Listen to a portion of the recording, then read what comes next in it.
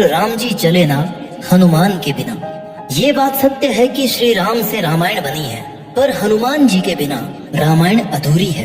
हनुमान जी के बिना रामायण की कल्पना करना भी मुश्किल है। इसी लाइन में ही हनुमान जी का पूरा सार आ जाता है कि दुनिया श्री राम के बिना नहीं चल सकती और श्री राम हनुमान जी के बिना नहीं चल सकते। भगवान श्री राम ने यूं ही नहीं कहा है कि जो हनुमान जी की पूजा करेगा वो वास्तव में मेरी ही पूजा कर रहा होगा, और इस बात का बहुत बड़ा अर्थ निकलता है। आज के इस वीडियो में हम बात करेंगे उन 11 बातों के बारे में जो हमें हनुमान जी से सीखने को मिलती है। इन 11 बातों में जीवन जीने का तरीका है, बात करने का तरीका है, मेहनत करने का तरीका है, मन, कर्म और वाणी पर संतुलन करने का तरीका है, जो हमें भगवान हनुमान जी से सीखने को मिलता है। वैसे तो भगवान के गुणों को इन छोटे छोटे शब्दों से हम पूरी तरह नहीं समझ सकते, लेकिन फिर भी कोशिश करेंगे कि अगर ये 11 बातें कुछ हद तक भी हम अपनी जिंदगी में अप्लाई कर सकें तो फिर कोई भी लक्ष्य मुश्किल नहीं है, सब कुछ संभव है। जीवन में शांति संभव है, जीवन में सफलता संभव है, एवरीथिंग इज पॉसिबल। तो चलिए सीखते हैं उन 11 बातों को जो हमें हनुमान जी से सीखनी चाहिए।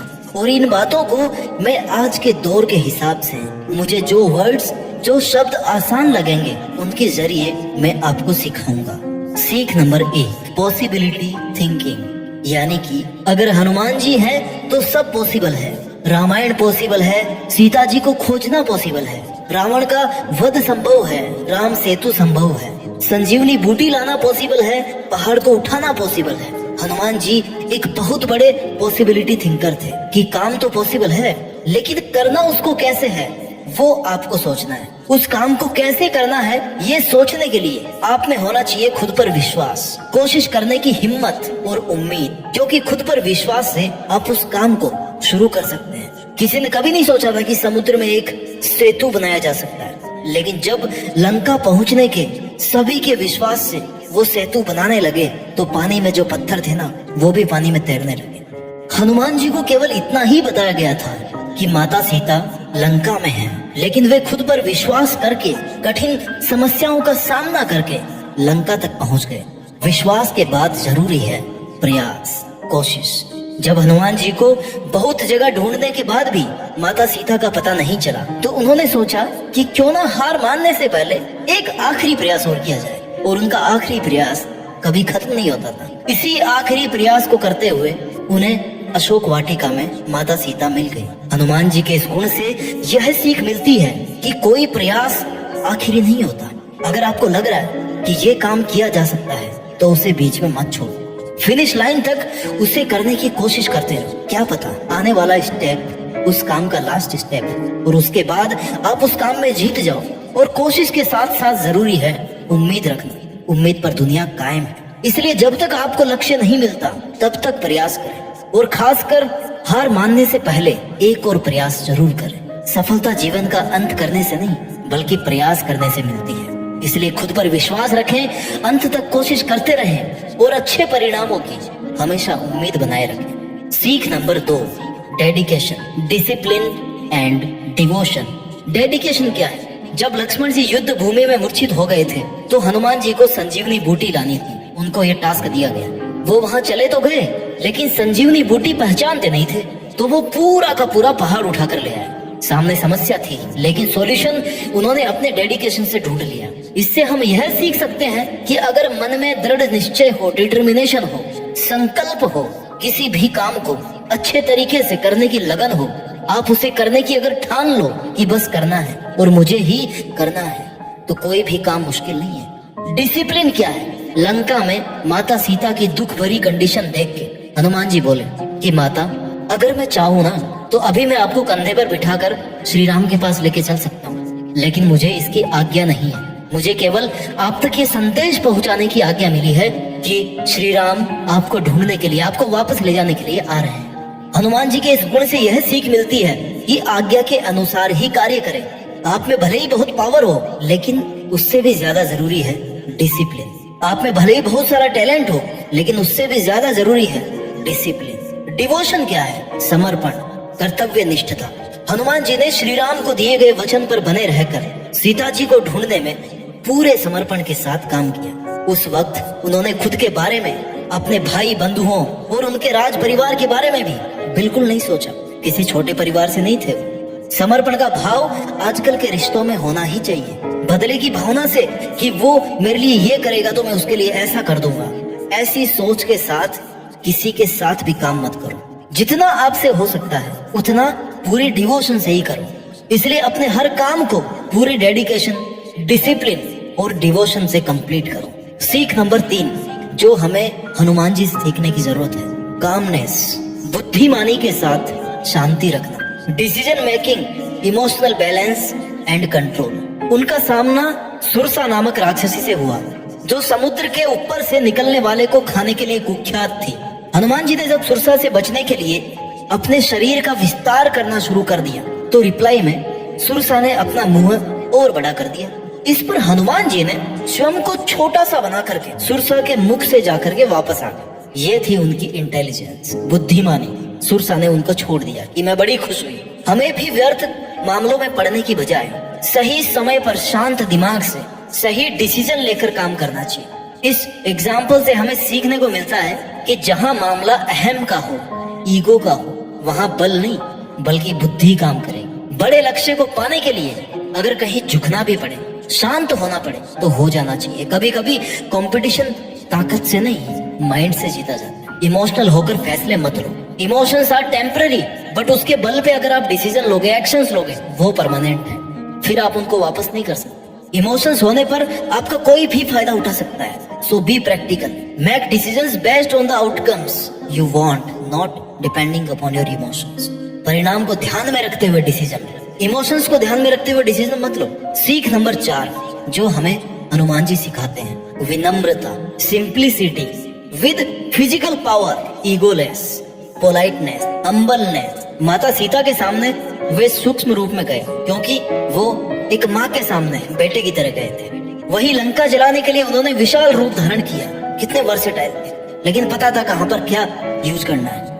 इस तरह जहाँ जितना जरूरी हो उतना ही शक्ति का या ज्ञान का प्रदर्शन करें। फोकट का दिखावा ना करें।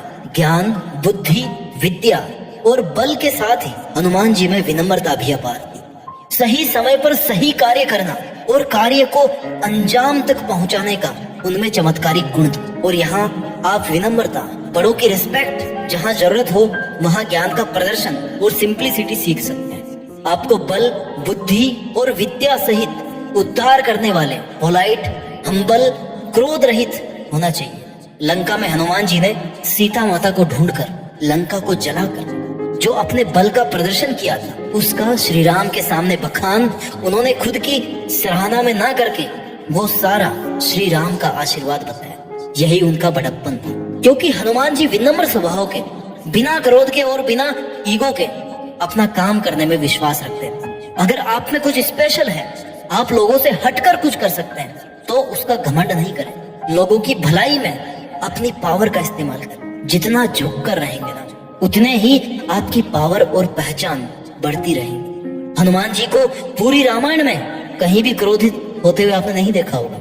बड़ी ही विनम्रता से हर कार्य को पूरा करना उनका सबसे खास गुण था जिससे लोगों को सीखने की जरूरत है। गुस्सा आज के समय का एक ऐसा अवगुण है जो बने बनाए काम को बिगाड़ देता है। ईगो और एंगर आपकी पावर, आपकी पहचान को खत्म करते हैं। क्रोध करने से आपकी नॉलेज की एफिशिएंसी कम हो जाती है। इसलिए विनम्र बने, हम्बल बने। सीख नंबर 5 जो हमें हनुमान जी से सीखने को मिलती है, planning and execution. A good planning with good team management. Hanuman ji को जो भी काम दिया जाता था ना उसको करने के लिए वो सबसे पहले एक प्लान बनाते थे, फिर उसी प्लान के अकॉर्डिंग काम करते थे। जब हनुमान जी को श्री राम ने माता सीता के पास अंगूठी लेकर के भेजा तो केवल यह कहा था कि सीता से कहना कि राम जल्द ही आपको लेने लंका आएंगे। परंतु स्थिति की नजाकत को देखते हुए हनुमान जी ने अपने इन सभी कार्यों को अंजाम देने के लिए उन्होंने सबसे पहले एक योजना बनाई। फिर रावण जैसे लोगों के बीच विभीषण जैसा एक सज्जन राम भक्त भी ढूंढा। लंका में आग लगाकर रावण को डरा दिया और अशोक वाटिका में रावण के सबसे छोटे पुत्र अक्षय कुमार का वध भी कर डाला। उसके बाद माता सीता का पता लगाया और प्रभु श्री राम द्वारा दी गई अंगूठी उन्हें सौंपी। जिससे सीता माता इतनी खुश हुई कि जब राम का एक भक्त ऐसा हो सकता है तो पूरी सेना कैसी होगी।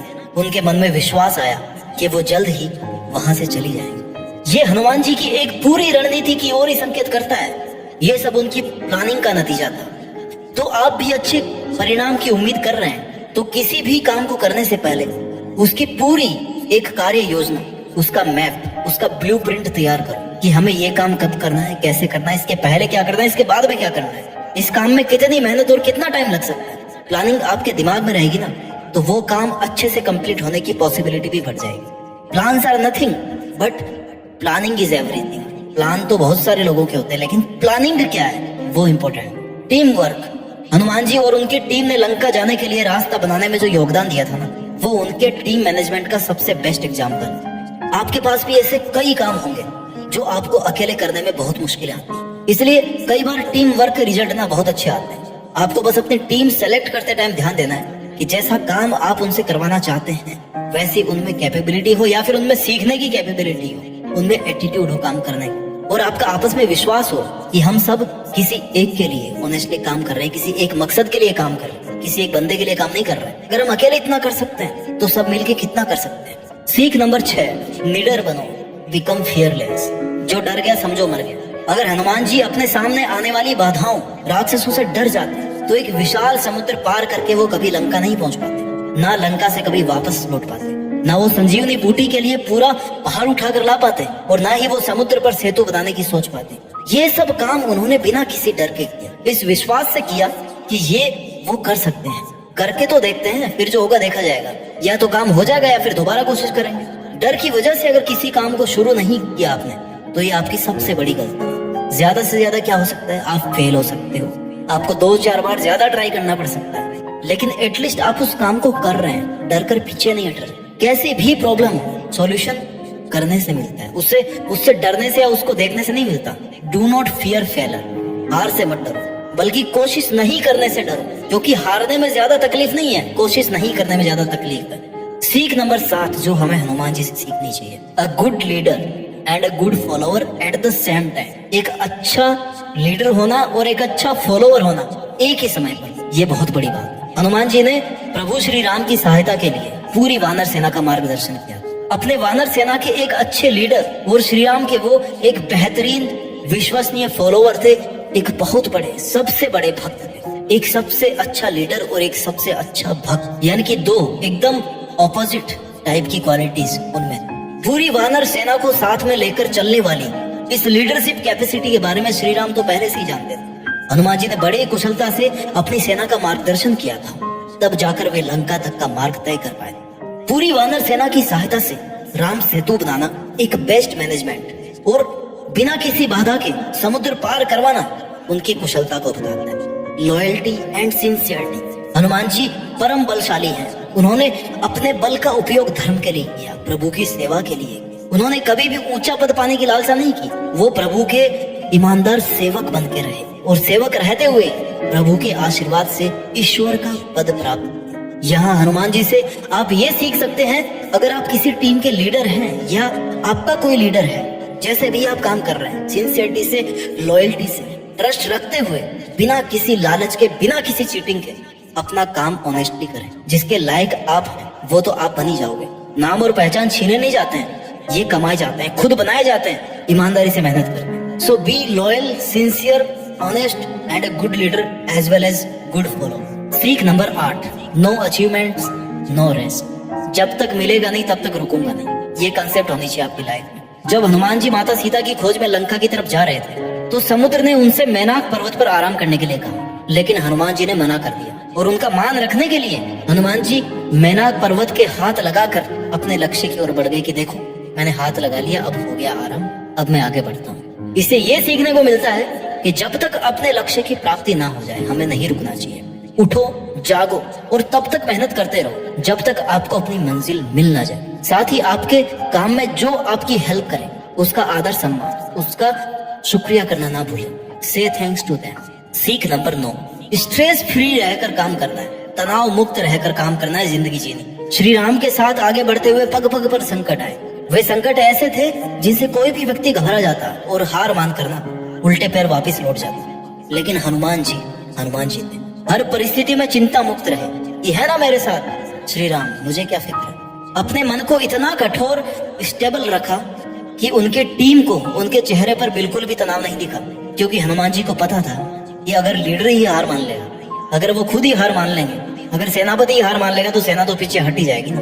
हर कार्य को हंसी खुशी से और सीरियस ना लेते हुए एक खेल की तरह उन्होंने कंप्लीट किया। उनके चिंता मुक्त रहने का अर्थ है कि पूरी वानर सेना का चिंता से मुक्त रहना। इससे ये सीखने को मिलता है कि आप कितना ही हार्ड वर्क कर रहे हो या कोई इंटरव्यू दे रहे हो, तब अगर आप घबरा गए ना तो वहां तक आने में जितनी मेहनत और समय लगा है आपको वो पूरा वेस्ट हो जाएगा। इसलिए पैशन से काम करो। स्ट्रेस लेने से कंसंट्रेशन और मेमोरी वीक होती है, फिर वो रिजल्ट नहीं आ पाते जो आपको चाहिए, और इस बात का कोई और फायदा उठा सकता है। इस बात को हमेशा ध्यान में रखो कि अगर आपने अच्छा काम किया है, अपना 100% दिया है, तो उसका नतीजा भी अच्छा आने वाला। So don't take stress. सीख नंबर 10 जो हमें हनुमान जी से सीखने को मिलती है, बेस्ट कम्युनिकेशन स्किल। जब माता सीता अशोक वाटिका में थी तो हनुमान जी संदेश लेकर माँ सीता के पास गए, लेकिन सीता उनको पहचानती नहीं थी, तो उन्होंने पहले विश्वास नहीं किया कि वो राम के द्वारा भेजे गए संदेश वाहक हैं। लेकिन हनुमान जी ने अपने संवाद कौशल यानी कि communication skill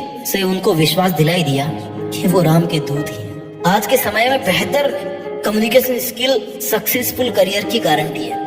the art of communication is the language of leadership. जो बोलता है वो बिकता है, मार्केट का फंडा है। यानी एक अच्छी कम्युनिकेशन स्किल से आप अपने करियर को हाई लेवल तक ले जा सकते हो। कम्युनिकेशन स्किल हमारी पर्सनैलिटी इंप्रूवमेंट का एक इम्पोर्टेंट पार्ट है। आप खुद को कैसे रिप्रेजेंट करते हैं, कैसे सामने वाले को खुद पर विश्वास दिलाते हैं कि जो आप कह रहे हैं वो आप कर सकते हैं, इतनी कैपेबिलिटीज आप रखते हैं, और सामने वाले का आपकी बात पर विश्वास करना ही अच्छी कम्युनिकेशन स्किल का रिजल्ट। सीख नंबर 11 आदर्शों से कभी कोई समझौता नहीं करना। No compromise with your own ethics.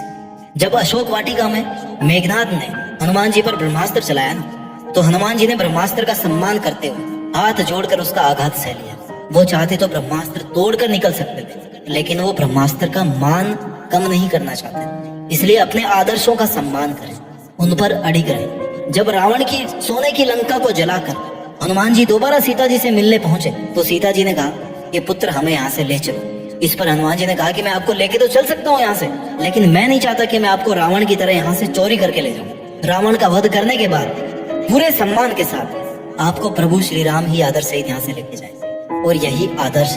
अपने आदर्शों से कभी समझौता नहीं। You should never compromise on your moral principles. जब तक पॉसिबल हो आपको वही काम करना चाहिए जो आदर्श हो, जिससे किसी का नुकसान नहीं है। तो साथियों, ये थी वो 11 बातें जो आपको भगवान श्री हनुमान जी से सीखने की जरूरत है। हम सभी उनकी पूजा करते हैं, लेकिन कुछ अगर सीख लें तो हमारी जिंदगी ज्यादा बेहतर होगी, ज्यादा बेटर होगी। बिना हनुमान जी के आप रामायण की कल्पना नहीं कर सकते, यानी कि हनुमान जी के बिना रामायण अधूरी है। वैसे ही इन बातों को सीखे बिना आपका जीवन भी अधूरा है। उम्मीद करता हूँ कि श्री राम और हनुमान जी से मिली हुई इन सीख को आप अपने जीवन में अप्लाई करके देश में अपना ही नहीं बल्कि दुनिया में देश का नाम रोशन करेंगे। जय हिंद, वंदे मातरम, जय बजरंग बली, जय श्री राम।